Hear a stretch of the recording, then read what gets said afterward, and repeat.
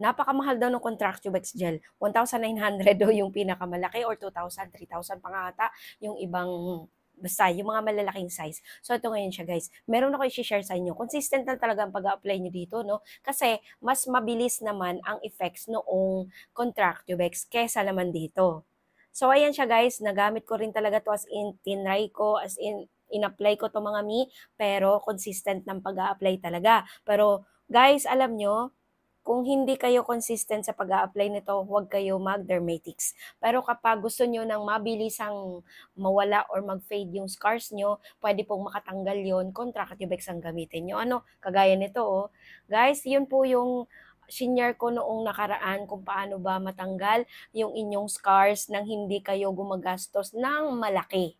'Di ba? Kapag nagpa-laser tayo or pumunta tayo sa derma at nagpatanggal ng scars, napakamahal po talaga kasi nagtanong na po ako noon dati kung paano matanggal yung scars ko hindi po nangyari kasi wala akong 45,000 in ilang session ba yon? Basta sinabi sa akin yung 45,000 yung gagastusin ko para lang matanggal yon sa ilang session. Alam niyo kung bakit ganun kalaki, ganun kamahal? Ay malaki po yung scars ko. Kaya ang ginawa ko, nilagyan ko na lang siya ng tattoo. Katulad na lang nitong tattoo ko dito sa binti, sa mga nakakakita nun, yun, may scars po yun guys. Malaki kasi siya. And then medyo sira yung tissue, kaya medyo may kamahalan talaga. Kasi ang scars natin guys na kayang alisin ito, keloid. At saka yung mga scars na mabababaw lang, yung hindi sira ang tissue. Kagaya na lang ng Contractubex, matatanggal or mag-fade po talaga yung scars natin doon sa tuloy-tuloy na pag-a-apply kapag yung scars nyo umitim lang. Kagaya ng scars ko dito, yung umitim lang. Pagkatapos, yung scars niyo sa pimples, yung scars niyo sa mula sa acne, 'di ba? Lightened lang 'yon. Pwede talaga matanggal. Pero yung mga scars niyo na nasira yung tissue as in yung laman lumalim, hindi po pwede gamitan ng ganito guys. Ito po ay scar gel remover. Kumbaga scar gel, gel type siya mga mi. Papakita ko sa inyo ha kung ano yung ano niya. Ito medyo mura siya guys. Ayan, ganyan siya. Ganyan siya ha. Ayan. Ganyan siya mga mi. O, di ba? Kitang-kita nyo. Lalagay ko to dito sa akin. So, eto guys, ginagamit ko to dito. Ayan. Nagkaroon kasi ako ng keloids dahil nasugatan ako, may pinuntahan kami. Nagkaroon ng keloids kasi pag nagkasugat ako guys, as in nagiging keloid siya. Kaya naman hindi ako nawawala nito. Meron din akong dermatics pero hindi na ako bumili dahil oo, may kamahalan nga yung dermatics. Tama naman sila na may kamahalan yung dermatics. Ito kasi mura lang. Lalo sa TikTok, mura lang siya mga mi. Sa Watsons to, 1,000 mahigit. Ayan, sa Watsons. And sa Mercury, 1,000 mahigit din. Pero sa TikTok guys, makakabili kayo nito guys 400 to 500 pesos. Pero eto siya, ang bili ko nito 400 pesos. Okay naman. Naglighted naman yung scars ko. At consistent lang talaga ang pag-apply mo. Medyo matagal na pag-apply. Medyo matagal ang ano nito guys, gamitan bago mag-fade. Kasi yung akin naging keloid na. Pero naglighten naman siya. Kailangan lang talaga paano gamitin ito? Kailangan lang talaga consistent. Paano gamitin? Okay, ito. Twice a day nyo i-apply and then pagkatapos, hugasan nyo muna yung yung damaged na skin, 'di ba? Mas okay kapag maligamgam yung i-apply nyo talaga dito, guys. As in, maganda siyang gamitin kapag maligamgam, hugasan nyo ng maligamgam yung balat and then pagkatapos apply nito and then imamassage nyo siyang mabuti yung gel nito lalagay nyo sa ganito nyo tapos imamassage nyo siyang mabuti. Tapos twice a day, umaga at saka gabi. Talagang magtsatsaga ka mga mi kung gusto mo matanggal talaga. At eto naman kapag nilagay nyo sa face nyo, maghihilamos muna kayo.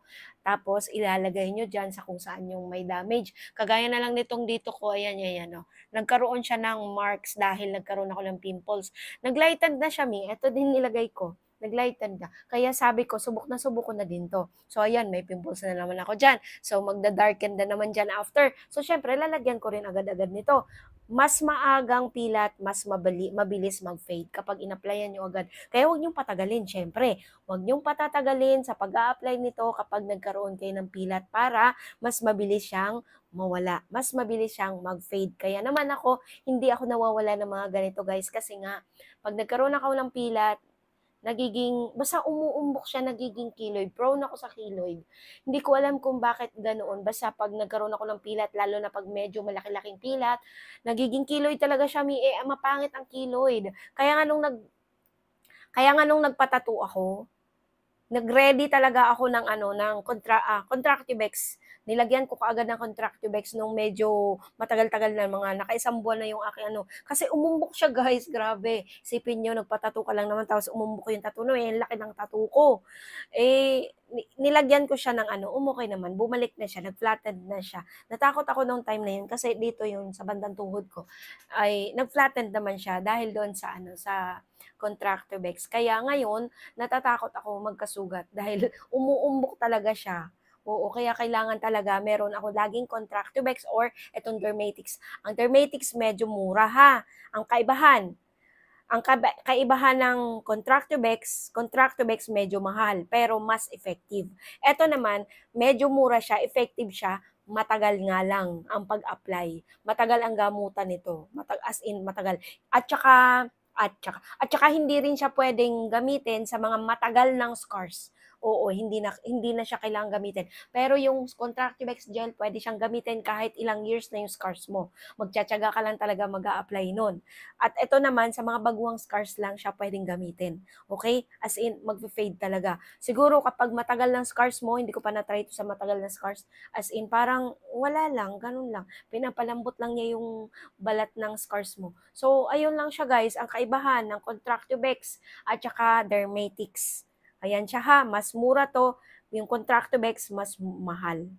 Okay, mas mahal siya, pero mas effective talaga, mas mabilis mawala, lalo pag bagong pilat. So, ayan siya guys. Paano gamitin? Siguro naman, narinig niyo na yung sinabi ko, twice a day lang. Hugasan niyo muna yung pilat niyo. Maraming salamat. Bye!